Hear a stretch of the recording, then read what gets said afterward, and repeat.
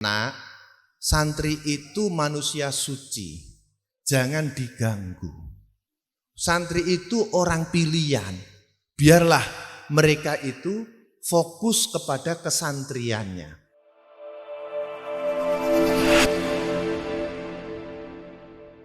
Bima merupakan satu kawasan yang serba ada, yang apapun yang ditanam itu akan muncul, akan tumbuh subur. Itu di daratan. Dan Bima ini dikelilingi oleh laut di mana konsumsi ikannya itu cuma mati sekali. Matinya itu cuma sekali. Dari laut langsung kita konsumsi. Itu maksudnya mati sekali. Beda dengan yang di Jakarta, itu matinya berkali-kali, Pak.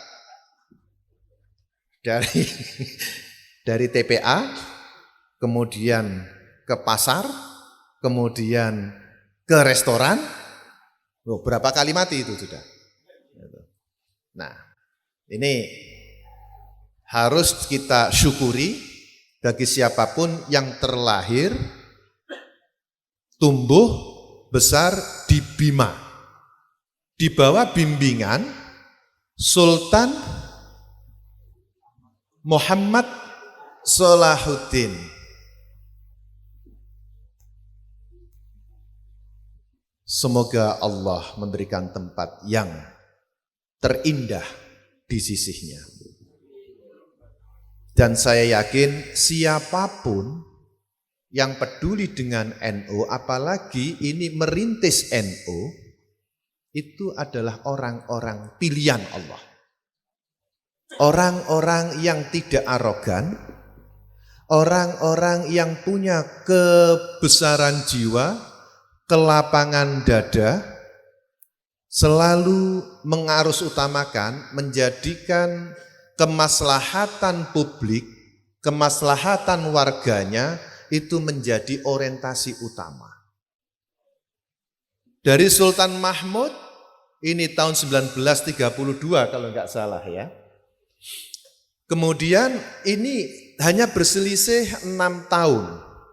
Dalam proses perjuangan Indonesia, lahirnya Indonesia, sampai ditunjuknya Insinyur Soekarno sebagai Waliyul Amri Dharuri Bisyaukah.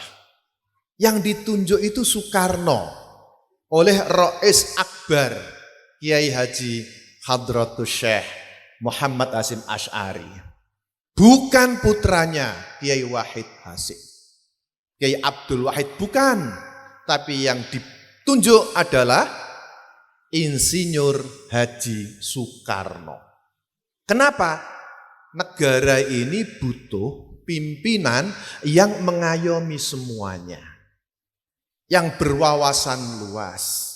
Tidak hanya untuk kepentingan urusannya, oh ini nasabnya ini, maka anakku saja. Enggak. Itu pelajaran yang sangat berharga, yang patut untuk kita teladani dan kita pedomani. Kenapa? Secara mentality para kiai itu sudah rampung. Bukan akunya yang dijadikan ukuran, tapi kekitaan. NU itu dipaksa untuk egois, dipaksa untuk mementingkan dirinya sendiri, itu enggak bisa. Karena NU inisialnya adalah N dan U. Kalau dalam bahasa Inggris bacanya apa? N, U. Berarti ini bersamamu. Gitu loh. NU ini bersamamu. Tidak I-nya, tapi NU berarti sudah mereduksi, menggusur kepentingan personalnya untuk bersama membangun peradaban, membangun masyarakat, membangun negara lebih baik daripada sebelum-sebelumnya. Inilah, NU tidak pernah bicara aku. Karena ketika bicara aku, maka di situ tidak jauh dari watak iblis. Karena iblis itu akunya, maka enggak bisa sujud. Iblis itu akunya yang dikedepankan. Sehingga angkuh. Karena angkuh maka ada takabur, ada kesombongan. Gak mau menyapa yang lain, meremehkan yang lain. Gak mau sujud kepada Nabiullah Adam sebagaimana diperintahkan. Gak mau tunduk dengan mengatasnamakan, "Duh, aku ini Gusti, aku ini ya Allah, kau ciptakan dari satu bahan yang lebih bagus daripada Adam. Kenapa aku harus sujud pada Adam?" Inilah ketika orang hanya mementingkan keakuannya, pasti angkuh. Lah, NO tidak ada di situ. Inisial NO, NU, bersamamu, bersama kalian, menjadi kita.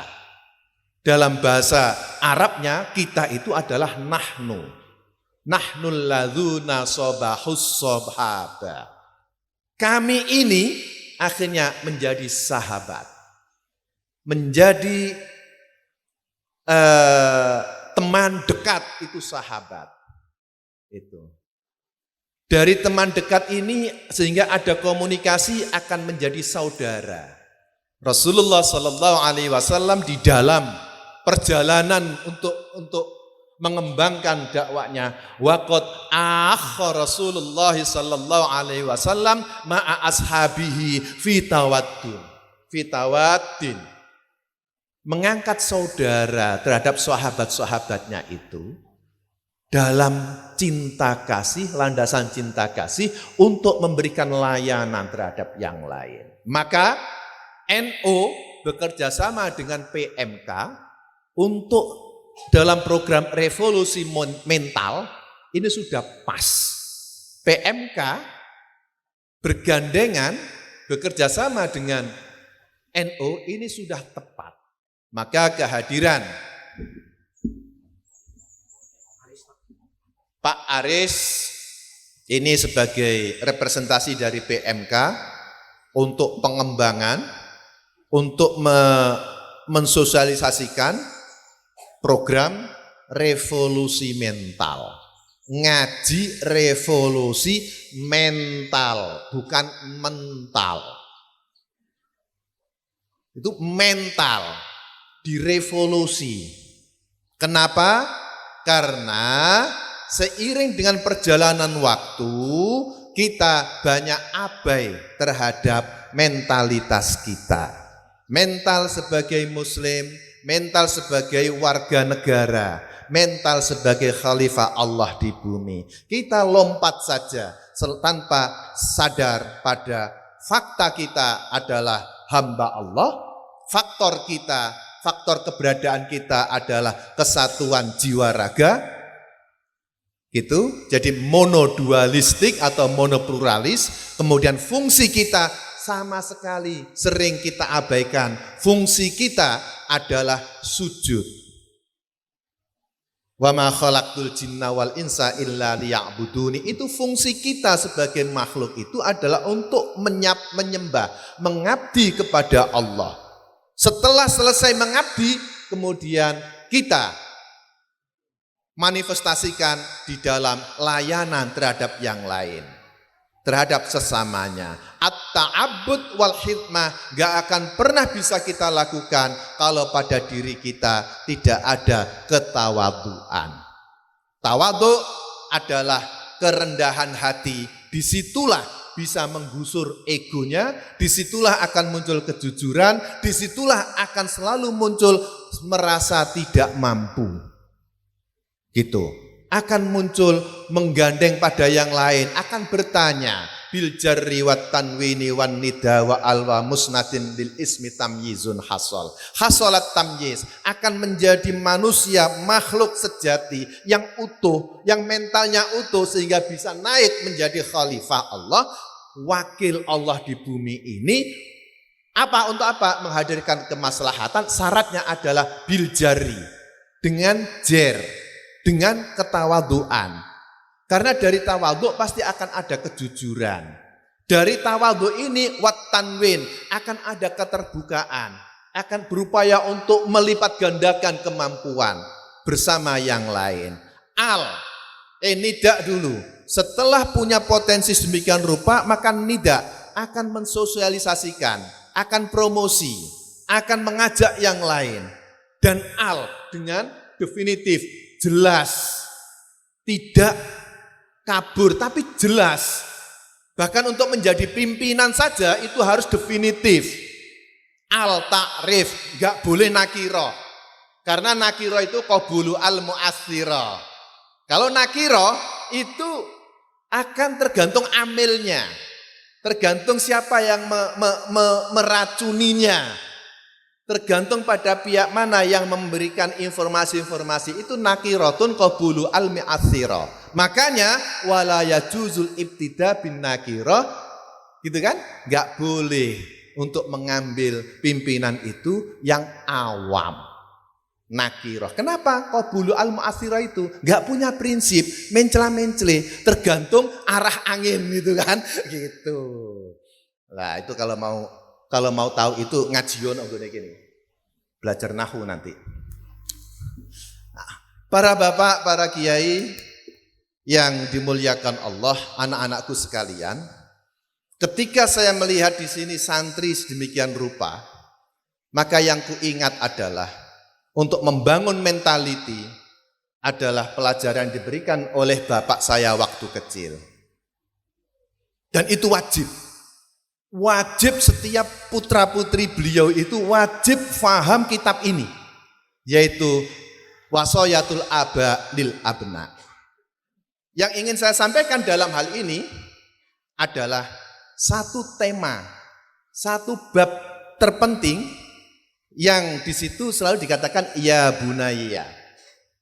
Wahai anakku, ya bunayya, iyyaka antazunna annat taqwa fis sholati wasyami wal haji wasyami wal haji wa ghairihinna minal ibadat. Fa inna taqwa yadkhulu fi kulli syai'. Fattaqillaha fi ibadati maulaka wa la tufarrid fiha. Wattaqillaha fi ikhwanika wa la tu'dhi ahadam minhum. Wattaqillaha fi baladika wa la tahunhu. Sekali lagi, wala tahunhu wala tu'dhi aduwa. Baru wattaqillaha fi nafsik la tuhmil fi sihhatika wala tatakhallaq illa bi akhlaqil fadilah. Itu. Jadi la tuhmil fi sihhatika wala tatakhallaq illa bi akhlaqil fadilah. Sudah paham semua ya? Enggak. Sudah paham ya, Bapak-bapak? Apa perlu diartikan? Perlu diartikan ya, pelan-pelan. Jadi untuk anak-anak oke, ini bisa dipelajari. Kalau di pesantren ini belum mengajarkan kitab itu, saya merekomendasikan kitab ini diajarkan. Tolong diajarkan. Kecil kitabnya Pak. Tidak lebih dari 87 halaman. Sampai apal halamannya. Ya bunayya, wahai anakku, iyyaka, hindarilah. Takutlah kamu pada prasangka antazunna annat taqwa fi sholati. Hindarilah prasangka bahwa jangan sekali-kali kamu punya prasangka praduga bahwa yang namanya takwa itu fi sholati ada dalam sholat saja. Wasyami, puasa saja. Wa ibadatin, dan ibadah-ibadah yang lain. Hanya dalam, maksudnya apa? Takwa kepada Allah, jangan sekali-kali kamu punya praduga hanya berada dalam ibadah-ibadah mahdhoh saja. Ibadah-ibadah yang sudah ada ukurannya. Sholat itu ya kita mau kuta, waktunya sudah jelas. Puasa juga waktunya sudah jelas. Haji juga cara sudah jelas. Bukan hanya di situ. Fa innat taqwa yadkhulu fi kulli asya, fi kulli syai'. Maksudnya takwa itu masuk dalam seluruh ruang kehidupan, masuk dalam segala sesuatu.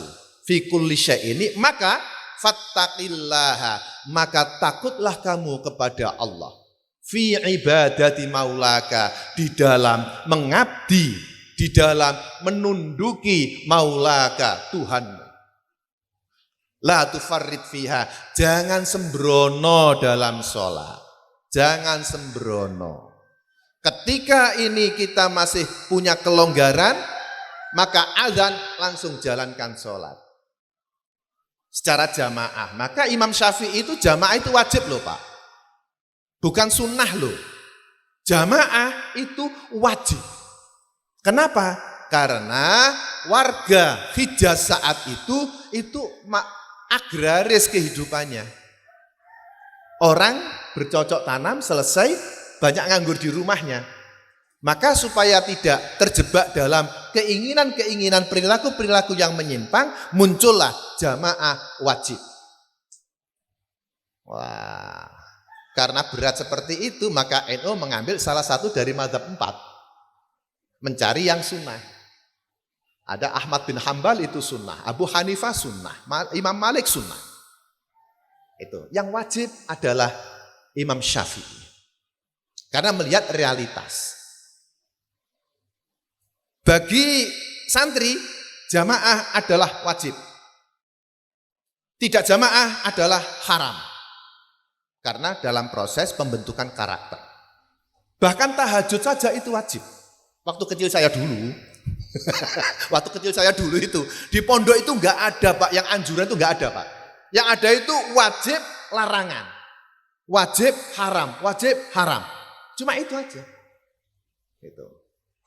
Nah, sudah. La tufarrid fiha, jangan sembrono di dalam mengabdi kepada Tuhanmu.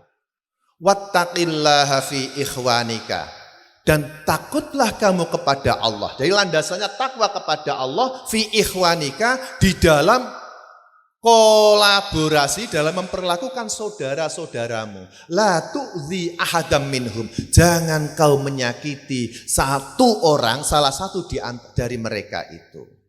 Karena menyakiti mereka itu berarti menyakiti diri sendiri. Karena mereka adalah saudara kita. Yang namanya saudara itu basisnya adalah cinta, bukan kebencian. Bukan karena formal, oh ini saudara, enggak, tapi cinta. Karena cinta yang ada adalah rasa kangen. Sehingga enggak ada konflik. Beda pendapat, oke, boleh. Bahkan beda pendapatan pun juga boleh. Tapi yang enggak boleh adalah perpecahan. Wa'tasimu bihablillahi jami'an wala tafarraqu. Larangannya jangan berpecah. Ikhtilaf boleh, tapi iftiraq haram. Karena di situ ada lanahi, la tafarraqu. Jangan sekali-kali kamu terpecah belah. Oke, dah ya. Selanjutnya, wattaqillaha fi baladika, la tahunhu, wa la tusallit bihi aduwa. Dan takutlah kamu kepada Allah di dalam mentreatment, memperlakukan negaramu. Jangan sekali-kali kau mengkhianati negaramu.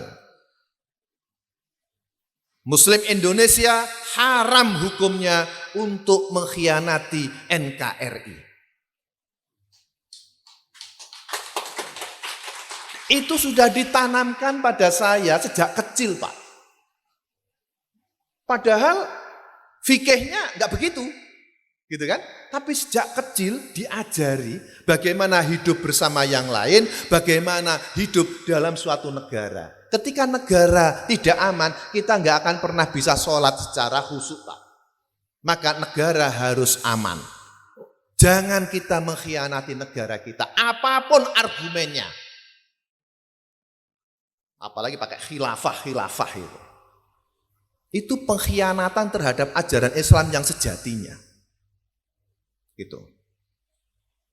Makanya Imam Qarrafi pun juga menyatakan bahwa al-jumudu alal mangkulat dolalun fiddin abadan. Wa yajhalu fi maqasidil ulama wa salafis salih. Hanya berpegang, hanya bertumpu kepada riwayat-riwayat, pada tulisan-tulisan saja, itu dolalun fiddin. Itu sesat dalam agama. Abadan, selamanya.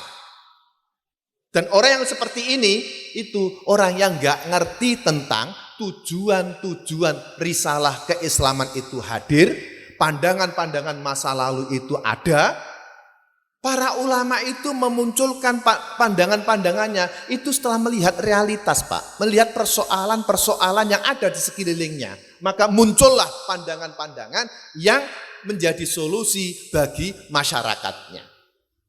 Begitu. Dan itulah Muslim. Dan itulah NU.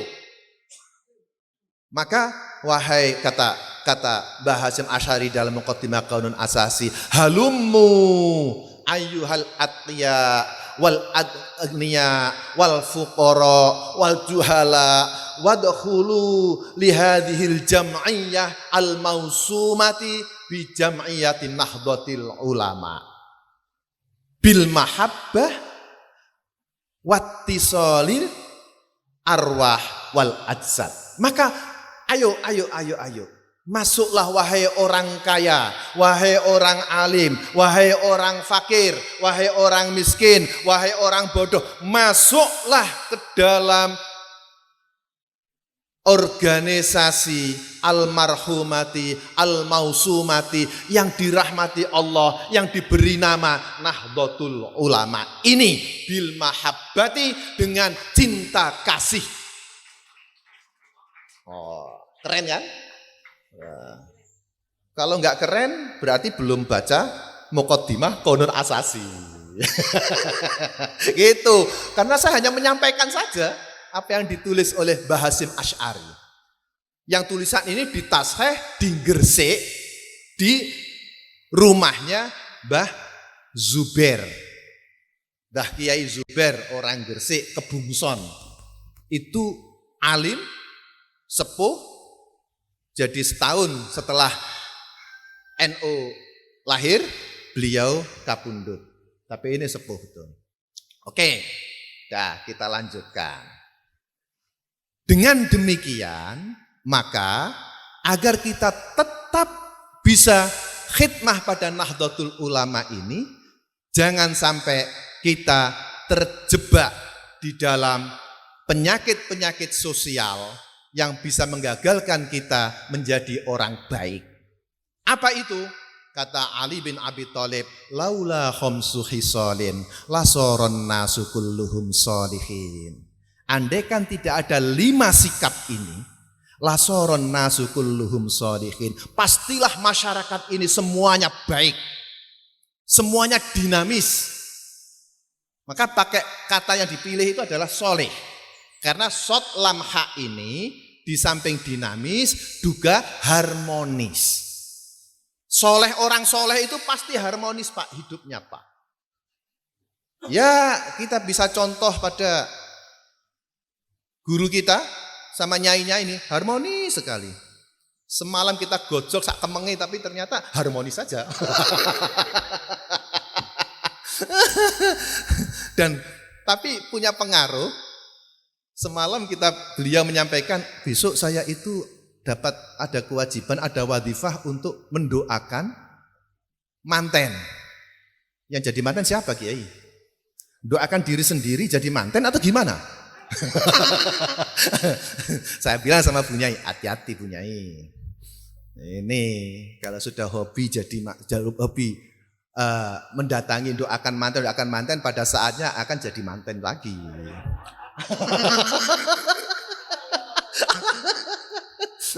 Karena apa?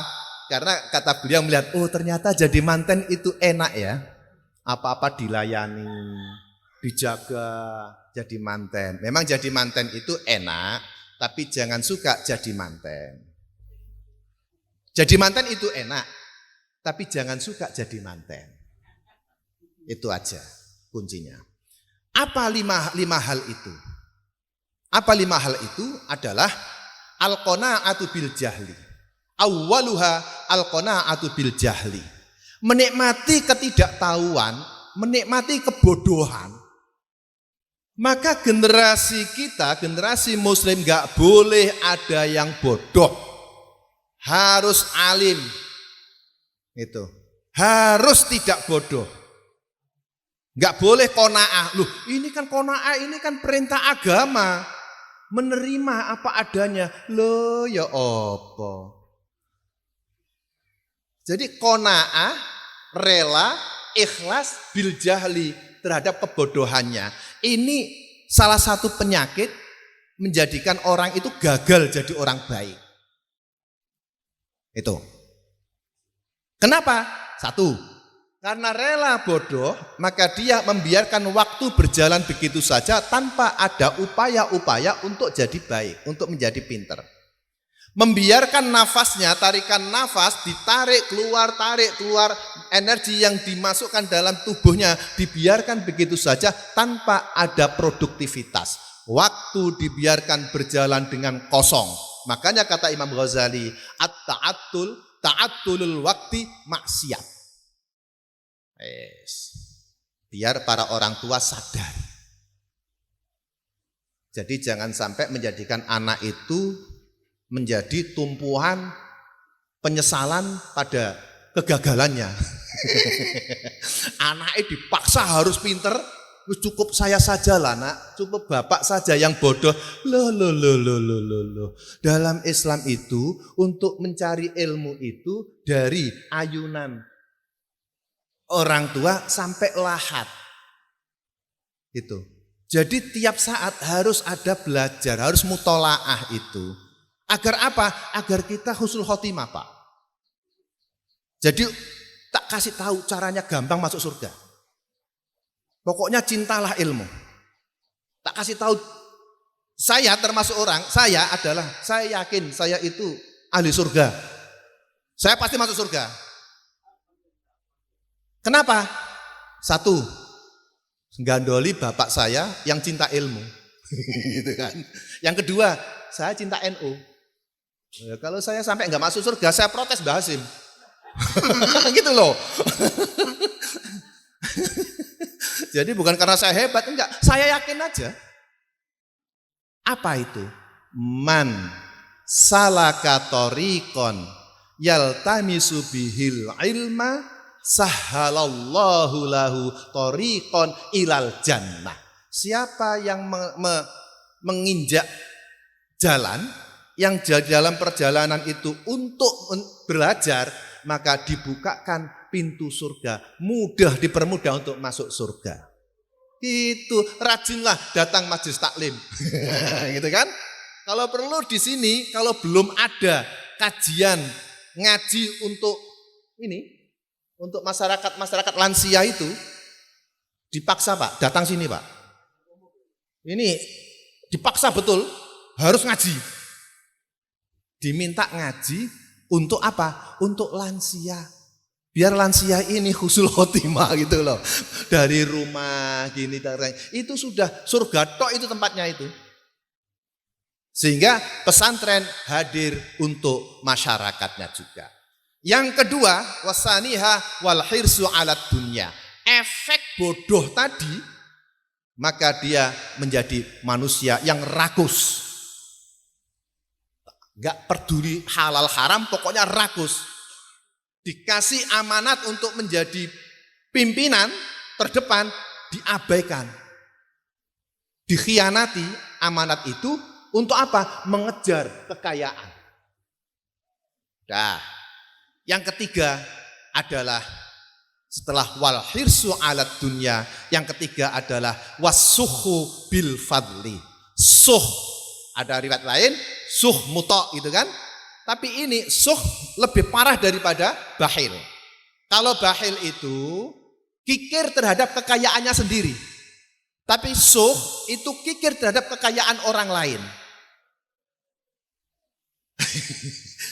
Kiai Siddiq itu beli tanah ini diwakafkan untuk pesantren. Saya melihat itu karena saya bodoh dan saya rakus, saya berpikirnya bagaimana mendapatkan kekayaan yang lebih. Ini Kiai Sidik itu enggak waras kayaknya. Kenapa? Wong tanah segitu mahal dia beli, kok cuma diberikan untuk pesantren? Kan bisa itu dibuat ruko. Bisa dibuat untuk perumahan, dijual. Kan bisa bertumpuk, mengais pundi-pundi kekayaan. Ini maksudnya suh muto atau suhu bil fadli. Yang keempat adalah waria fil amal. Kalau orang sudah bodoh, materialistik, rakus, kemudian kikir, kalau toh dia itu melakukan sesuatu, maka akan dipublikasikan. Bahkan tidak segan-segan mempermalukan si miskin untuk dipermalukan kedua kalinya, agar antri di depan rumahnya untuk mendapatkan sedekah dan diberitakan. Kata bapak saya itu, nak, tidak ada orang yang lahir itu bercita-cita untuk jadi miskin. Gak ada. Saat itu beliau dawuh gitu karena kita protes. Kiai kok senengane yang sarake anake. Karena kita tiap hari, bapak itu ya ini saya harus meneladani beliau meskipun juga belum bisa. Beliau itu habis ngaji subuh itu tidak langsung pulang, nggak langsung ke rumah. Tapi subuh keluar dari masjid itu keluar ke kampung. Melihat dan di kampung ini memeriksa dapur warga. Satu masak atau tidak. Yang enggak masak dicatat. Terus sampai di rumah itu panggillah itu ibu saya, siapkan sekian. Anak-anaknya dipanggil semua. Untuk nganter makanan, nganter beras plus uang untuk lauk pauk. Kalau ada kerupuk ya dikasih kerupuk gitu kan. Itu disuruh ngirim ke alamat yang sudah, nama orang yang sudah ada dalam catatan beliau. Saya protes juga, Pak, kenapa enggak mereka aja yang disuruh datang sini ngambil? Itulah jawabannya, nak, kemiskinan itu aib. Kemiskinan itu aib, karena aib orang miskin yang kena baju miskin itu, jangan kau buka kemiskinannya. Kau bongkar aibnya itu. Kau harus datang ke mereka. Cuma itu saja.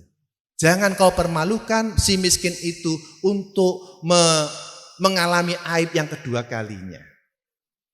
Ya kalau begitu kenapa enggak santri-santrinya saja, Pak? Santri jenengan itu suruh ngirim. Nah, santri itu manusia suci. Jangan diganggu. Santri itu orang pilihan. Biarlah mereka itu fokus kepada kesantriannya. Dengan sabar meladeni kenakalan saya itu loh. Tapi setelah kita besar baru mikir, dan saya sangat bangga menjadi putra beliau. Meskipun selama kita ngaji di pesantren lain, kuliah di tempat lain, ada pesan dari beliau, jangan sekali-kali kamu ngaku sebagai anak saya sebelum kamu pintar. Itu aja. Nah, yang keempat jadi itu, waria fil amal, publikasi. Nah, ini ada itu, pengurus Nahdlatul Ulama tidak mau mempublikasikan kinerjanya. Alasannya takut riya. Loh, kalau untuk organisasi kemasyarakatan itu harus dipublikasikan. Ditularkan kepada yang lain agar apa? Pengurus ini dapat jariah dari kebaikan-kebaikan yang sudah dilakukan itu. Gitu. Celakanya tidak sedikit pengurus NU itu jadi ketika mau menjadi pengurus rebutan, menghalalkan segala cara untuk jadi pengurus, yang penting ada SK, tertulis di situ namanya untuk mengisi kurikulum vitae-nya. Sedemikian rupa sehingga yang penting tujuannya jadi pengurus. Setelah SK didapat, ya SK-nya dijadikan tempat tidur aja, teman tidur, nggak melakukan apa-apa. Ketika seperti ini dilakukan oleh elit organisasi, saat itulah dia sudah melakukan salah satu kabair.